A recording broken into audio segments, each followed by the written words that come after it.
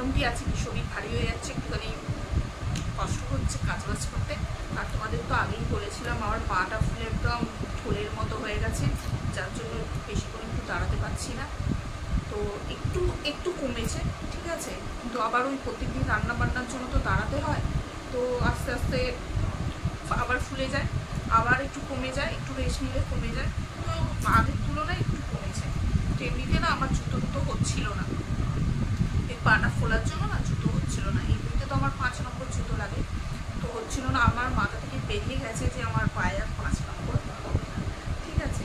আমি মিশো থেকে ঠিক, আর হিলটা এখন পরা যাবে না, স্লিপার পরতে হবে, ঠিক আছে। তো প্রত্যেকটা জুতোগুলো একটু হলেও হিল আছে, কারণ কি বেশিরভাগ জুতোগুলোই আমার নিউকার, ঠিক আছে। একটাও জুতো আমার হচ্ছে না পায়ে, বললে আরও চেপে গিয়ে পাটা আরও বেশি ফুলে যাচ্ছে। তো একটা জুতো অর্ডার দিয়েছিলাম, দেখো জুতোটা খুব সুন্দর, কালারটাও খুব সুন্দর, জুতোটাও খুব সুন্দর। 5 নম্বর নিয়েছি, কিন্তু দুর্ভাগ্যবশত এখন আর পায়ে হচ্ছে না। মানে কি বলতো, পায়ে তো হয়ে গেছে, পাঞ্জায় আর ঢুকছে না। কি অবস্থা তারাও দেখাচ্ছি তোমাদের। এখন চেঞ্জ আবার কি করবো আমার বুঝতে পারছি না 2-3 মাসের জন্য, কেন কি এটাতে এমনি গলিয়ে চলে যাওয়া যাবে। আমার আর চেঞ্জ ফেঞ্জ করতে হলেই না আমার মাথায় গায়ে চড়ে, ঠিক আছে। কে আবার চেঞ্জ করবে, ঝামেলা, 150 টাকার জুতো নিয়ে ঝামেলা, আবার কে চেঞ্জ করবে। বেশি দামের থাকলে চেঞ্জ করে নিতে হবে। এরকম ঢুকিয়ে নিয়ে যাচ্ছ, ওটা ঢুকছে না। এমনি পাটা যদি ফোলা না থাকতো তাহলে ঢুকে যেত, কেন কি আমার 5 নম্বরই লাগে। আমার মনে হচ্ছিল যে 6 নম্বর দিই, আবার 6 নম্বর হলে তো এই জায়গাটা বড় হয়ে যেত, বলো, পা দিয়ে বেরিয়ে যেত, কিন্তু হয়তো হতো না, কেন কি পাঞ্জাটা তো টাইট থাকতো, এটা আমার মাথায় ছিল না।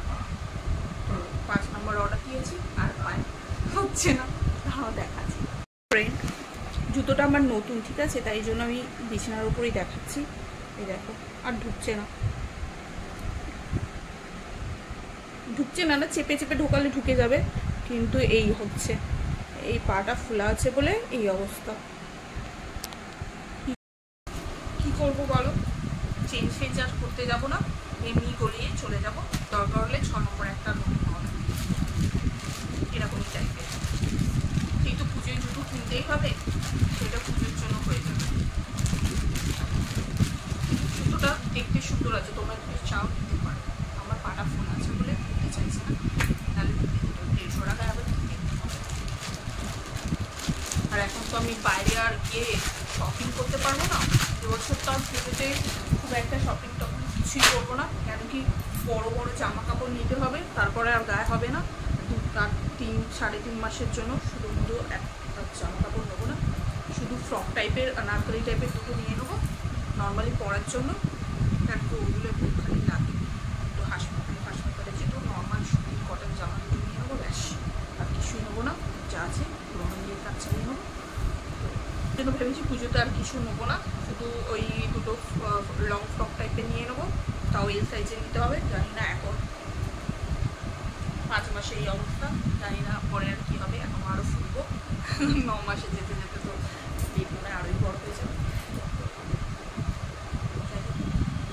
আর ডাক্তারখানায় যাবার ডেট আছে, কেন কি আমার সেই পরীক্ষাগুলো দিয়েছিল, রক্ত পরীক্ষার ওই রিপোর্টগুলো নেবার আছে, আর একটা রক্ত দেবার আছে, যদি নিয়ে নেয় তো ভালো, কেন কি ওর একটা ফর্ম দেবে, এখনও আমাকে দেয়নি, যদি দিয়ে দেয় তাহলে রক্তটা নিয়ে নেবে, আর যদি না দেয় তাহলে আমার দেয় না, বাইরে পরীক্ষা করাতে হবে, কেন কি সরকারি হাসপাতালে যা হয় মানে খোলাবে, ছবিবার খোলাবে, মানে হ্যাঁ করছে, যাই যদি নিয়ে দেয় তো ভালো হয়ে যাবে। আর বাইরে তো করাতে গেলে